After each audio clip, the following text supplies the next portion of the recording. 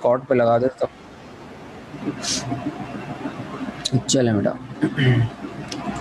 سو آج کی کلاس میں بیٹا ہم Urdu first year section C کو ڈسکس کرنے جا رہے ہیں. پہلے بھی ہم نے ڈسکس کیا تھا لیکن وہ ماڈل پیپر آنے سے پہلے تھا. اب ماڈل پیپر آنے کے بعد جو ہے وہ صورتحال واضح ہو گئی ہے. اب آپ کو 20 نمبر کا یہ سوال آئے گا. سیکشن سی میں ایک ہی سوال کرنا ہے, یا تو آپ نثر نگار کی خصوصیات لکھیں یا اس پر تبصرہ لکھیں, یا پھر شاعر کے کلام پر تبصرہ یا اس کی خصوصیات کو تحریر کریں گے. سو اس سال کے لیے جو امپورٹنٹ نثر نگار ہیں وہ سر سید احمد خان ہیں. سر سید احمد خان کو پہلے بھی ہم نے ڈسکس کیا ہے, لیکن ان ڈیٹیل اب آپ کو اس میں تقریباً 12 سے 15 ہیڈنگز کو فوکس کرنا ہے بیٹا. اس سال جو آپ کریں گے 20 نمبر کے لیے اس کو 12 سے 15 ہیڈنگز ہوں گی, اور اگر 15 ہیڈنگز ہیں تو اس میں انٹروڈکشن کنکلوژن بھی آئے گا, اور اگر 12 ہیڈنگ ہے تو ان 12 ہیڈنگز کے علاوہ آپ کو انٹروڈکشن کنکلوژن بھی لکھنا ہے. جیسے یہ آپ کے سامنے انٹروڈکشن آ رہا ہے, ان کی حالات زندگی آ رہی ہے, تصانیف آ رہی ہیں, اور پھر اس کے بعد ان کی خصوصیات شروع ہو رہی ہیں.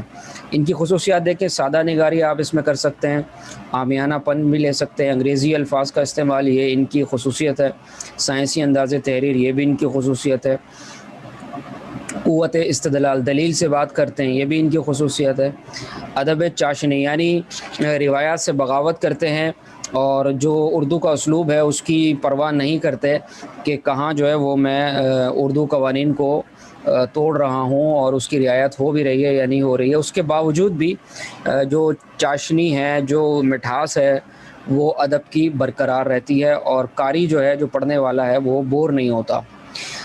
نمبر 7 مقصدیت. تو بالکل مقصدیت ہوتی ہے ان کی. جتنی بھی مضمون آپ سر سید احمد خان کے اٹھا کے دیکھ لیں وہ با مقصد ہوتے ہیں, کسی نہ کسی مقصد کو پیش نظر رکھ کے وہ لکھے گئے ہوتے ہیں. اچھا جی, اس کے بعد جو ہے وہ بے سختگی اور برجستگی, یہ بھی آپ ہیڈنگ بنا سکتے ہیں کہ جو بھی بات کہتے ہیں وہ بوانگ دہل کہتے ہیں, اور وہ جس کو آپ کہتے ہیں کہ ڈنکی کی چوٹ پر کہنا, اور جو ہے وہ کسی کی کوئی رعایت نہ کرنا کہ کسی کو برا لگے گا یا نہیں لگے گا, بس اپنی بات کو جو ہے وہ بیان کرتے ہیں. ذہنی انقلاب, لوگوں کی ذہن سازی کرتے ہیں, لوگوں کی تربیت کرتے ہیں, برین واشنگ کرتے ہیں, مائنڈ سیٹ بناتے ہیں, اور اسی کو آپ ذہنی انقلاب کہتے ہیں. تو یہ بھی کرنے کی کوشش کرتے ہیں. نمبر 10 طویل جملے. اور سر سید احمد خان کی خصوصیت یہ ہے کہ ان کی طرز تحریر میں ہمیں بڑے بڑے جملے ملتے ہیں, چھوٹے چھوٹے جملوں کو اوائڈ ہی کرتے ہیں. وہ کبھی کبھی تو 5 6 لائنوں پر مشتمل ایک جملہ ہوتا ہے, پورا پیراگراف جو ہے وہ ان کا ایک ہی جملے میں آ جاتا ہے. نمبر 11 دیکھیے, قیام پاکستان کی راہ ہموار کرنا. تو اردو کے لیے بھی کام کیا, اور قیام پاکستان کے لیے مطلب باضابطہ تو وہ جو ہے وہ کام اس طرح نہ کر سکے, لیکن ان کے ساتھ کے جو لوگ تھے اور ان کے تربیت یافتہ جو تھے, جو ان کے شاگرد وغیرہ تھے, انہوں نے ہی بعد میں جا کے پھر سیاسی تنظیموں کی بنیاد رکھی, مسلم لیگ, آل انڈیا مسلم لیگ, اور پھر اسی پلیٹ فارم سے مسلمانوں نے پاکستان بنایا. تو اس طرح لاسٹ میں آپ حرف آخر لکھیں گے, اور یہ ناقدین کی آرا لکھیں گے, یہ بھی ہیڈنگ بن گئی, اور حرف آخر بھی ہیڈنگ ہے. تو اس طرح یہ تقریباً 12 سے 15 ہیڈنگز بن جائیں گی. 11 تو یہ ہو گئیں, 12 13 اور شروع میں انٹروڈکشن 14. تو اس طرح سے یہ تقریباً 12 سے 15 ہیڈنگز کے درمیان بیٹا آپ لوگوں نے کام کرنا ہے. اچھا, میرے پاس جو نوٹس ہیں یہ سر حارث باسم صاحب کے لکھے ہوئے ہیں. اس کے علاوہ جو نوٹس ہیں وہ بھی میرے پاس موجود ہیں, وہ بھی آپ لوگ لے سکتے ہیں, بلکہ میں نے گروپ میں شیئر بھی کیے ہوئے ہیں. اور آپ کے پاس کسی بھی کوچنگ کے نوٹس ہیں تو آپ اس کو فالو کر سکتے ہیں, کسی بھی ٹیچر کے نوٹس ہیں تو آپ اس کو فالو کر سکتے ہیں. ایسا نہیں ہے کہ کسی میں نمبر آپ کے جو ہے وہ کٹیں گے. نمبر جب ہی کٹتے ہیں جب آپ بات کو پورا نہیں لکھتے, اور جتنے نمبر کے لیے پوچھا گیا ہے ان نمبر کو فوکس نہیں کرتے, کچھ کم لکھتے ہیں, یا ادھر ادھر کی باتیں لکھتے ہیں, یا پریزنٹیشن میں کمی ہوتی ہے. اگر پریزنٹیشن آپ کی اچھی ہے اور جتنا پوچھا گیا ہے اتنے مارکس کی بات آپ نے لکھی ہے, اچھے انداز میں لکھی ہے, آگے پیچھے کی کوئی بات نہیں کی, تو پھر آپ کو نمبر بالکل ملتے ہیں. اچھا, یوں تو الطاف حسین حالی بھی ایک امپورٹنٹ چیپٹر ہے, اور حالی صاحب کا چیپٹر بھی ہمارے پاس موجود ہے, جس میں اسلام میں گداگری کی مذمت ہے. لیکن ہم نے اس والے یہ جو پورا گروپ ہے اس گروپ میں سے یعنی مضمونوں کے گروپ میں سے ہم نے سر سید احمد خان کو اٹھایا ہے. ایک ہم اٹھائیں گے افسانہ نگار اور ایک ہم اٹھائیں گے ڈرامہ نگار. ایک ڈرامہ نگار اٹھائیں گے, ایک افسانہ نگار اور ایک سوانح اور شخصیت میں سے. تو ایک آپ نے سر سید احمد خان کرنا ہے اور ایک آپ نے امتیاز علی تاج کرنا ہے اور ایک آپ نے سید سلمان ندوی تیار کرنا ہے. ٹھیک ہے, تو یہ 3 آپ نے بیٹا تیار کرنے ہیں اگر آپ صرف نثر نگار کی خصوصیات لکھیں گے تو.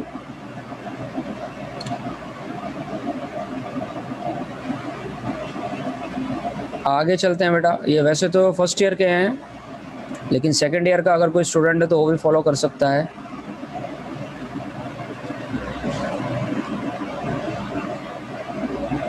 تو یہ جو ابھی میں نے بتائی بیٹا یہ ڈیٹیل سیکنڈ ایئر کی تھی. اب فرسٹ ایئر کی میں ڈیٹیل بتا دیتا ہوں آپ کو. فرسٹ ایئر میں ہم کن کن جو ہے وہ مصنفین کو اور کن کن شاعروں کو فالو کریں گے. ابھی جو میں نے ڈیٹیل بتائی یہ تھی فرسٹ ایئر کے حساب سے, سیکنڈ ایئر کے حساب سے تھی سوری. ابھی میں فرسٹ ایئر کی آپ کو بتا دیتا ہوں اور یہ لکھ لیجئے گا آپ اپنے پاس.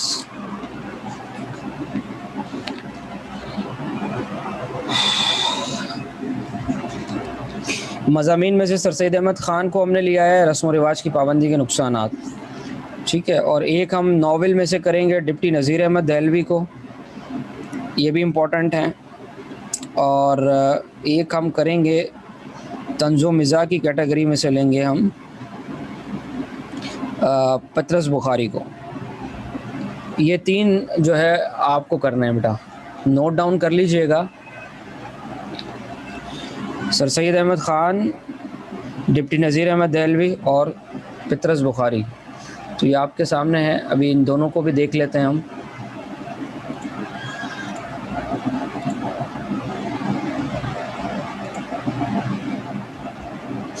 الطاف حسین حالی کے بعد یہاں پہ سٹارٹ ہوتا ہے ڈپٹی نذیر احمد دہلوی. دیکھیں ڈپٹی نذیر احمد دہلوی حالات زندگی ان کی آ رہی ہے تو ناول نگاری کے حوالے سے ان کا بڑا نام ہے اور ان کو پہلا ناول نگار کہا جاتا ہے. اور ان کا سب سے پہلا جو ناول ہے وہ میرات العروس ہے جو انہوں نے لکھا ہے, جو بہت ہی زیادہ مشہور ہے. اور میرات العروس سے چیپٹر جو ہے وہ میٹرک 9 میٹرک میں بھی ہے, اصغری نے لڑکیوں کا مکتب بٹھایا. فرسٹ ایئر میں بھی ہے. فرسٹ ایئر میں آپ کا جو چیپٹر ہے وہ ماما عظمت ہے.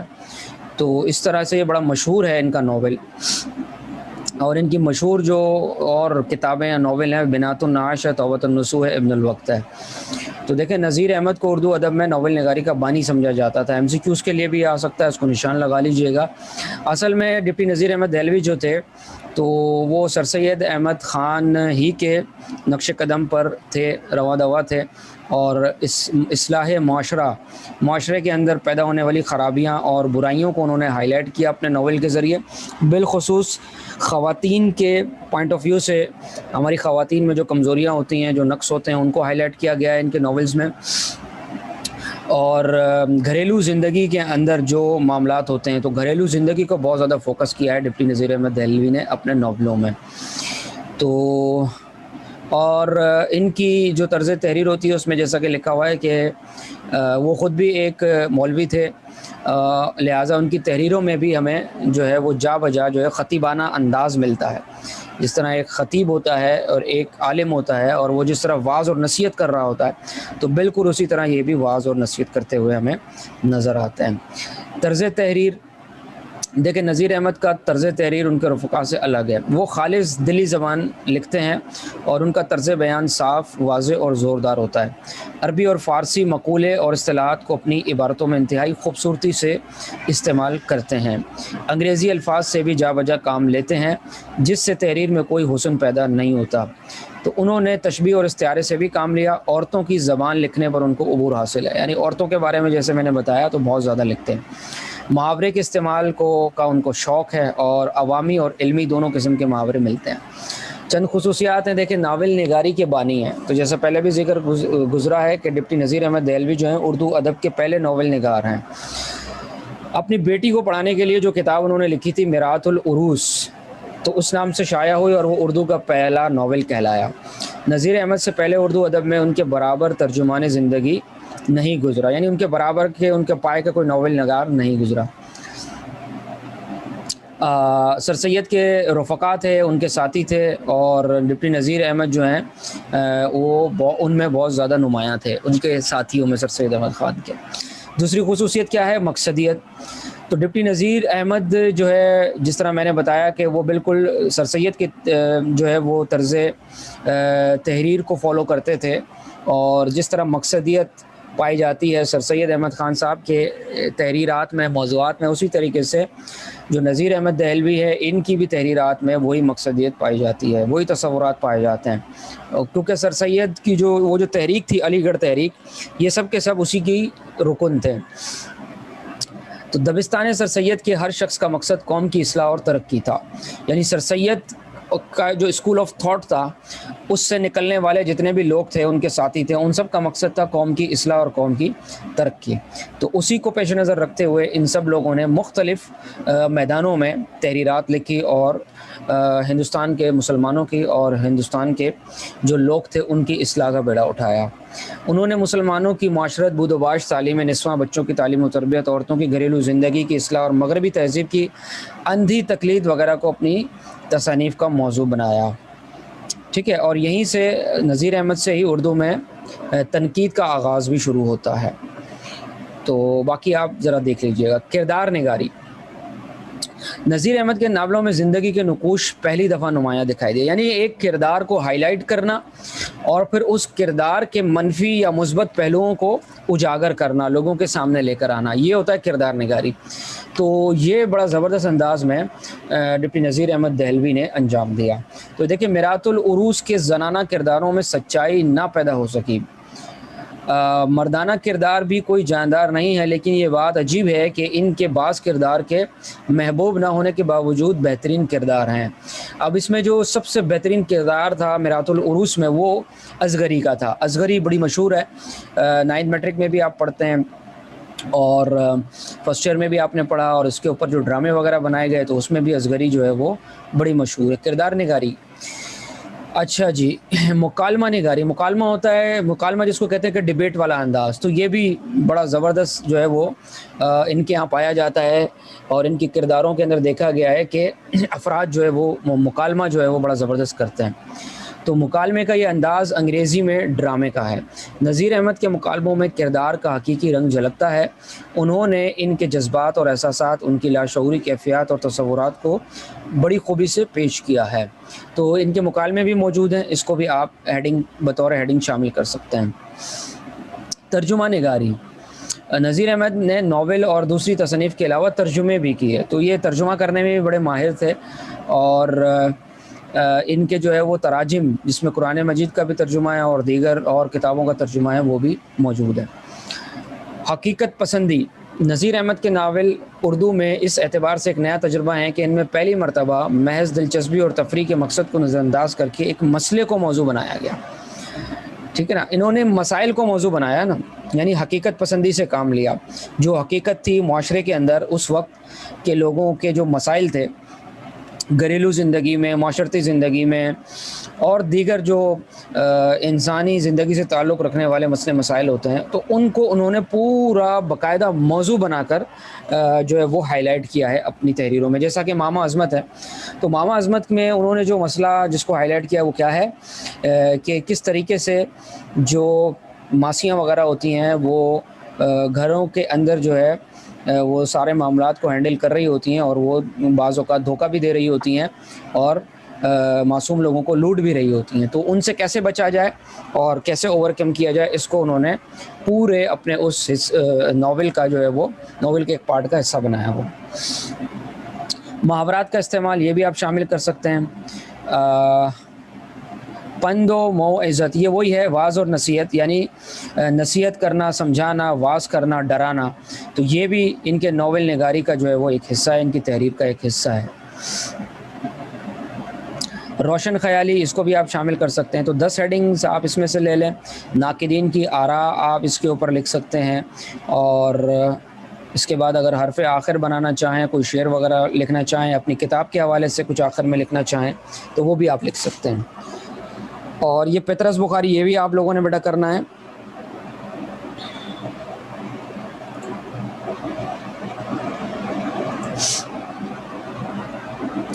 احمد شاہ پطرس بخاری یہ ایک علیحدہ مزاج کے بیٹا مصنف ہیں، طنز و مزاح کے حوالے سے بڑے مشہور ہیں، مزاحیہ مضامین لکھنے میں بڑا جو ہے وہ ان کو کمال حاصل ہے، اور آپ کے ریڈیوس سلیبس میں بھی شامل ہے میبل اور میں، جو کہ طنز و مزاح سے بھرپور ہے۔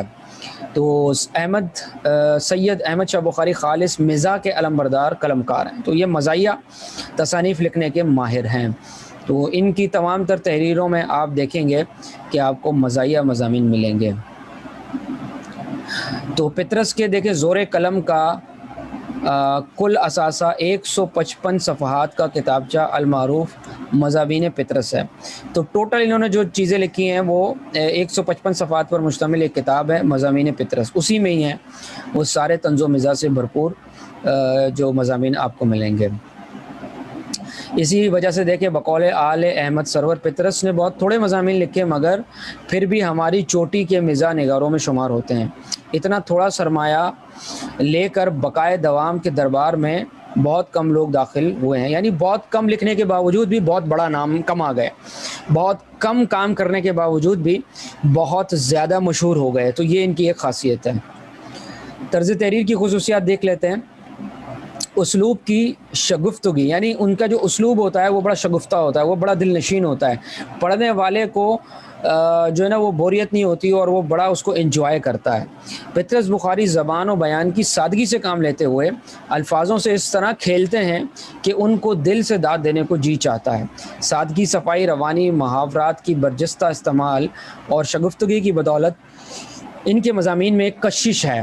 آپ کی تحریروں کے مطالعے کے بعد ایسا لگتا ہے گویا اپنے کسی دوست سے نہایت بے تکلفانہ انداز میں ہم کلام ہیں۔ تو یہ بڑا زبردست انداز ہوتا ہے کہ انسان اگر مصنف سے دوستی کر لے اور اس کو لگے کہ یہ کوئی غیر نہیں بلکہ ہمارا اپنا ہے، تو یہ ان کا خاصہ ہو گیا۔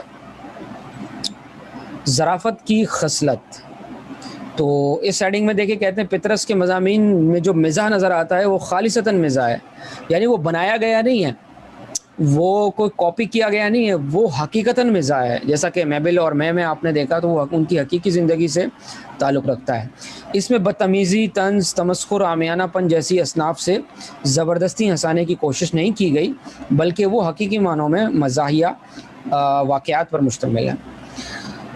تو یہ سارے جو ہے چیزیں بڑھائی آپ دیکھ لیجئے گا۔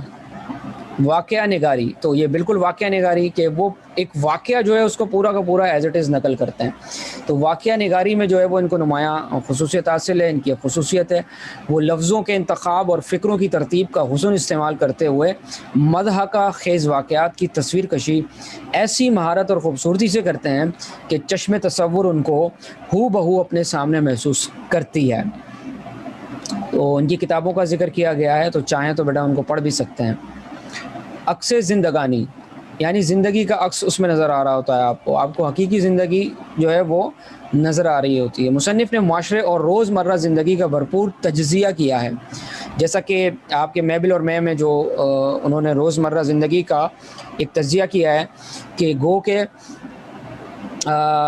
مصنف اور میبل جو ہیں وہ تھے تو اس کے قائل کہ مرد اور عورت دونوں مساوی ہوتے ہیں، لیکن ان دی اینڈ کیا تھا کہ دونوں کے دونوں اس چیزوں کو نیگلیکٹ کر رہے تھے، کیونکہ دونوں کے اندر مشرقی خون تھا، اور مشرق میں جو ہے وہ مرد ہمیشہ ڈومیننٹ کرنا چاہتا ہے عورت کے اوپر، اور عورت بھی جو ہے وہ کسی سے پیچھے نہیں رہنا چاہتی، وہ بھی برابر اپنے مرد کو جو ہے وہ نیچے دکھانا چاہ رہی ہوتی ہے، یا برابری کا اس کا مقابلہ کرنا چاہ رہی ہوتی ہے۔ تو یہ تمام چیزیں جو ہے وہ زندگی کا جو عکس ہے بیٹا وہ پیش کر رہی ہوتی ہیں۔ تحریف، جس کو آپ پیروڈی کہتے ہیں، احمد شاہ پطرس بخاری نے اپنی تحریروں میں تحریف نگاری کو نہایت مہارت سے پرو کر ایک انوکھی خوبصورتی پیدا کی۔ آپ نے اس مشکل فن سے شوخی اور ظریف رنگ پیدا کیا اور قارئین کے لیے ہنسنے کے دلکش مواقع پیدا کیے۔ مثال کے طور پر ایک مصنف نے لکھا، بچہ انگوٹھا چوس رہا ہے اور باپ اسے دیکھ کر خوش ہو رہا ہے، تو پطرس نے اس کو نقل کیا ہے اپنی تحریر میں اور چینج کر دیا، باپ انگوٹھا چوس رہا ہے، بچہ حسب معمول آنکھیں کھولے پڑا ہے۔ تو یعنی آپ پیروڈی بھی کرتے ہیں، تحریف جس کو کہتے ہیں، یعنی دوسروں کی چیزوں کو لے کر، ان کے جملوں کو لے کر اور اس میں تحریف کر دیتے ہیں، رد و بدل کر کے اس کو لکھتے ہیں۔ مغربی ثقافت کا رنگ، کیونکہ مغرب میں رہے، تعلیم حاصل کی، تو مغربی ثقافت کا بھی رنگ ان کی تحریروں میں ہمیں جا بجا نظر آتا ہے۔ کردار نگاری، تو جس طرح کرداروں کو پیش کیا گیا ہے دیگر مصنفین نے، انہوں نے بھی کرداروں کو اس میں پیش کیا ہے۔ اختصار اور جامعیت، بہت زیادہ لمبے چوڑے مضامین نہیں ہوتے، مختصر ہوتے ہیں لیکن جامع ہوتے ہیں، کمپریہنسو ان میں باتیں ہوتی ہیں، ڈیٹیل ہوتی ہیں۔ لطیف طنز، ٹھیک ہے نا، طنز جو ہوتا ہے ان کا ایک اچھا ہوتا ہے، اور جس کو آپ کہتے ہیں کہ لائٹر موڈ کے اندر وہ کامیڈی کر رہے ہوتے ہیں۔ موضوعات جو ہے وہ کون کون سے ہیں وہ سارے یہاں پر آ رہے ہیں۔ ناقدین کی آراء ان کے بارے میں لکھ دیں گے تو اس طرح، اور حاصل تحریر یا کنکلوژن لکھ دیں گے تو یہ ایک زبردست طریقے سے آپ کا تیار ہو جائے گا۔ تو یہ 3 بیٹا میں آپ کو دے رہا ہوں اس ویک کے لیے، 3، ٹھیک ہے۔ کون کون سے بیٹا مجھے کمنٹ میں ذرا لکھ کے بتائیں کون سے 3 نثر نگار ہیں۔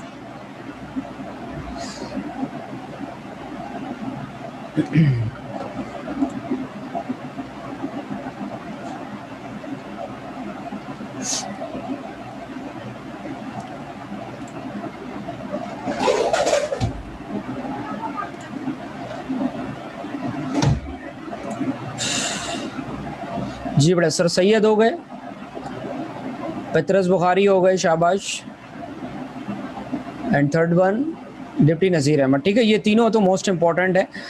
اب ان تینوں میں سے کوئی ایک نثر نگار کمپریہنسو بیٹا تیار کرنا ہے، جس طرح نوٹس میں لکھا ہوا ہے ٹھیک اسی طرح سے۔ اگر یہ نوٹس نہیں ہے تو مجھے بتا دیجیے گا، یہ بھی میں سینڈ کر دوں گا۔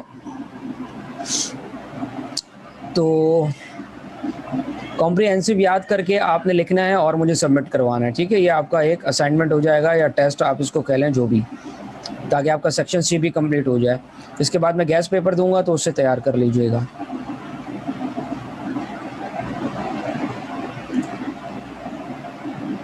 اب آگے چلتے ہیں بیٹا شاعر کے کلام کی خصوصیات کی طرف۔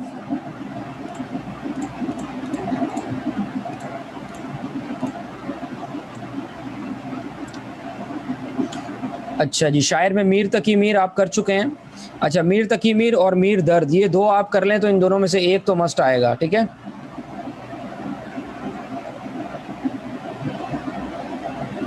نہیں بیٹا، یہ 3 موسٹ امپورٹنٹ ہیں، جو موسٹ امپورٹنٹ ہے وہی میں نے آپ کو بتائیں۔ ہیڈنگز اس کی آپ کو 12 سے 15 ہیڈنگز لکھنی ہے بیٹا۔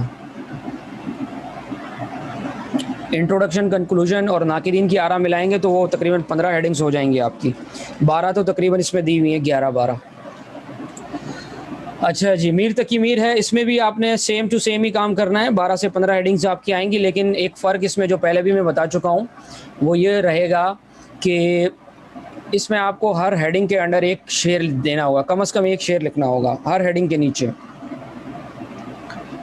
تو میر تقی میر کو تو ہم پہلے بھی ڈسکس کر چکے ہیں، تو یہ سب سے ہی ڈیفرنٹ ہے، اور یہ میں نے ان ڈیٹیل آپ کو پڑھا دیا تھا، اس کو دوبارہ بتانے کی ضرورت نہیں ہے۔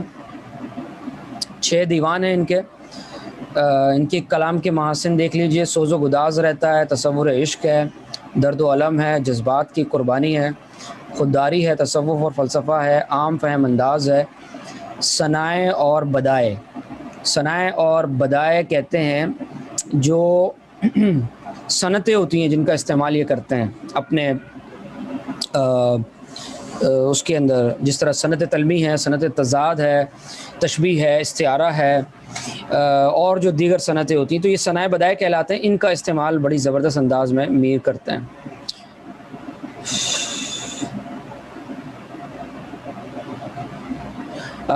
رمزیت اور ایمائیت، یہ کہتے ہیں بات کو ڈھانک کر اور چھپا کر بیان کرنا، تو یہ بھی پائی جاتی ہے۔ موسیقیت، یہ بھی دیکھ لی تھی ہم نے، عظمت میر، تو اس طرح یہ پورا ہو جائے گا۔ دوسرا خواجہ میر درد، یہ بھی آپ نے تیار کرنا ہے۔ میر درد اور میر تقی میر دونوں میں سے ایک لازمی آئے گا بیٹا، دونوں میں سے ایک۔ آپ چاہیں تو صرف یہ 2 بھی کر سکتے ہیں، باقی مصنفین وغیرہ کو چھوڑ کے آپ ان 2 کو بھی تیار کر لیں تو انشاءاللہ آپ کا سیکشن سی نکل جائے گا۔ خواجہ میر درد جو ہے وہ پہلے صوفی شاعر ہیں، اور صوفیزم ان کی اشعار میں پایا جاتا ہے، تو اس اعتبار سے تھوڑا سا ڈیفرنٹ رہتے ہیں یہ۔ تو تصوف سب سے پہلے ہے، قناعت پسندی، شکوہ شکایت نہیں کرتے. خود ستائی مطلب اپنی تعریف بیان کرنا. دنیا کی بے ثباتی مینس کہ دنیا فانی ہے اور اس دنیا سے دل لگانا اچھی بات نہیں ہوتی. اس فلسفے کو جا بجا بیان کرتے ہیں. سوز و گداز بھی کہیں کہیں پایا جاتا ہے، لیکن دوسرے شاعروں کی طرح نہیں ہے کہ بس مر مٹے اپنے محبوب پہ اور نہ ملا تو بس خودکشی کر لیں گے. وحدت الوجود فلسفہ بہت پایا جاتا ہے. فلسفہ وحدت الوجود، وحدت الشہود کو میں ان ڈیٹیل پڑھا چکا ہوں بیٹا آپ کو. یہ جا بجا پایا جاتا ہے. شرف انسانیت، انسانیت کو بڑا مقام دیتے ہیں، بڑا مرتبہ دیتے ہیں. یہ پوری نظمیں، پوری کی پوری غزلیں انہوں نے لکھی ہیں اس کے اوپر، اور سیکنڈ ایئر میں آپ پڑھیں گے اس طرح کی. تغزل، رنگ رنگ کا تغزل، یعنی بڑا زبردست انداز میں غزلیات پائی جاتی ہیں، اور عشقیہ انداز بھی اس میں پایا جاتا ہے، عشقیہ اشعار، جس کو حقیقی معنوں میں غزل اسی کو کہتے ہیں جس میں عشقیہ مضامین پائے جائیں، تو وہ بھی کہیں کہیں پائے جاتے ہیں. اخلاقی مضامین پائے جاتے ہیں. بلاغت یعنی گرامر اپنے عروج پر ہے. ناقدین کی آراء یہ آپ لکھ لیں. چاہیں تو غالب کر سکتے ہیں. اگر آپ صرف اور صرف شاعروں کو تیار کرنا چاہ رہے ہیں تو پھر آپ اس میں غالب بھی کر سکتے ہیں بیٹا. غالب جو ہے وہ ان کے بعد آتے ہیں. یہ دو جو ہے پرانے شاعر ہیں. غالب ان کے بعد کے ہیں، ان کے بعد کے زمانے میں. لیکن غالب نے کیا کیا؟ غالب نے جو پرانا طریقہ تھا شاعری کا، غزل کا، اس کو تبدیل کر کے رکھ دیا اور اس کو اپڈیٹ کیا، اور جدید چیزوں کو وہ لے کر آئے اور پرانے جو طور طریقے تھے ان کو تبدیل کیا، پرانے موضوعات کو ایک نئے انداز سے پیش کیا. تو غالب کو جو ہے وہ پہلا فلسفی شاعر بھی کہا جاتا ہے.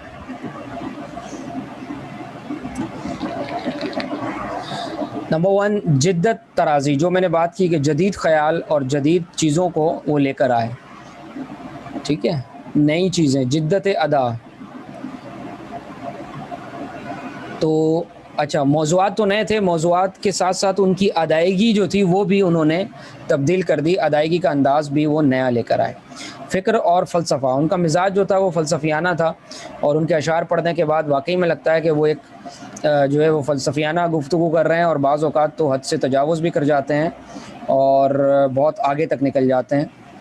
روایات سے بغاوت، تو بالکل روایات سے بغاوت کی انہوں نے، اور نئے روایات اور نئے انداز اور نئے اصول بنا دیا. ندرت خیال،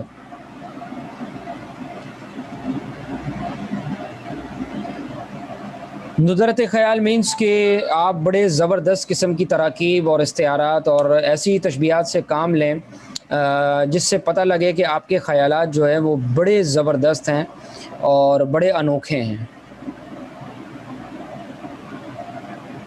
جذبہ عشق، یہ تو جگہ جگہ ملتا ہے. غالب جو ہے وہ جذبہ عشق کو بڑے زبردست انداز سے بیان کرتے ہیں. حقیقت پسندی، کہیں کہیں حقیقت پسندی بھی ملتی ہے. رنج سے خوگر ہوا انسان تو مٹ جاتا ہے رنج. مضمون آفرینی،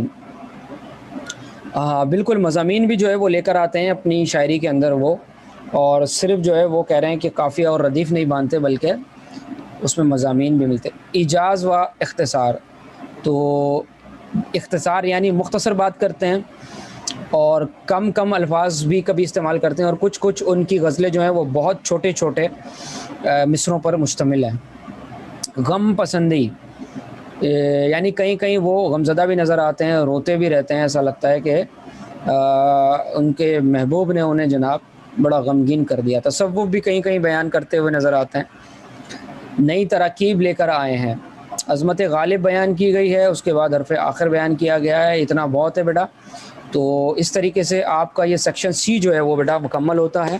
سیکشن سی کے حوالے سے بیٹا کوئی کوسچن ہے تو آپ لوگ کر سکتے ہیں. اب بات کرتے ہیں بیٹا کتنا ٹائم اس کے لیے درکار ہوگا آپ کو سیکشن سی کے لیے. تو سیکشن سی کی اگر ایک ہیڈنگ پہ آپ 4 منٹ صرف کریں تو اس میں تقریباً آپ کو 40 سے 50 منٹ درکار ہوں گے.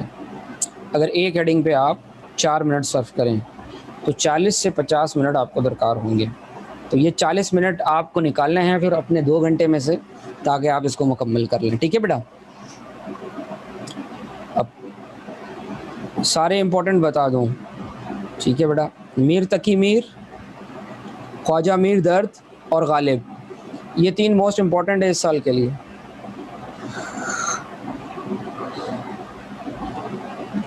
اور آپ کا جو بیٹا اس ویک کا جو اسائنمنٹ ہے یا ٹیسٹ ہے وہ یہی ہے کہ جو 3 میں نے آپ کو نثر نگار بتائے ان میں سے کوئی ایک یاد کر کے لکھ کر سبمٹ کرنا ہے, اور تینوں شاعروں میں سے کوئی ایک یاد کر کے لکھ کر سبمٹ کروانا ہے. ٹھیک ہے بیٹا, یہی آپ کا ٹیسٹ ہو جائے گا.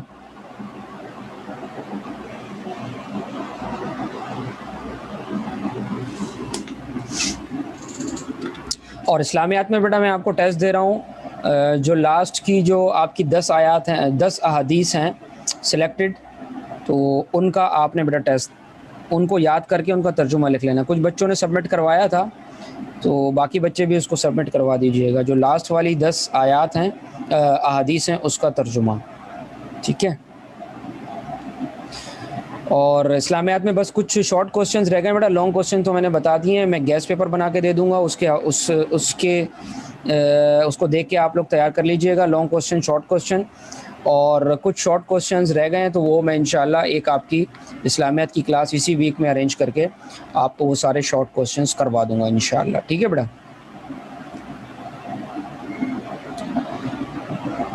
ٹھیک ہے بیٹا, تو اپنا خیال رکھیے گا اور دعاؤں میں یاد رکھیے گا. جمیل بھائی بہت لیٹ آئے ہیں بیٹا.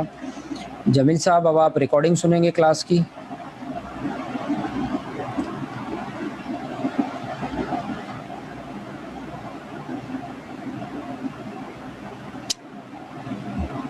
اسائنمنٹ میں انشاءاللہ کلاس میں ابھی پوسٹ بھی کر دیتا ہوں تاکہ آپ لوگوں کو کرنے میں آسانی رہے, اور گیس پیپر میں اس ویک میں انشاءاللہ دے دوں گا. اور پھر ہو سکتا ہے میں بھی جو کمنگ آپ کا ویک ہو اس ویک کے بعد اس میں آپ لوگوں کے گرینڈ ٹیسٹ جو ہے یا آپ کے جو پریلیمز ہیں وہ سٹارٹ ہو جائیں, تو پھر جو بھی پرابلم رہے گی تو وہ پوچھ لیجیے گا بیٹا. ٹھیک ہے بیٹا, تھینک یو سو مچ, جزاک اللہ. دعاؤں میں یاد رکھیے گا. اللہ حافظ.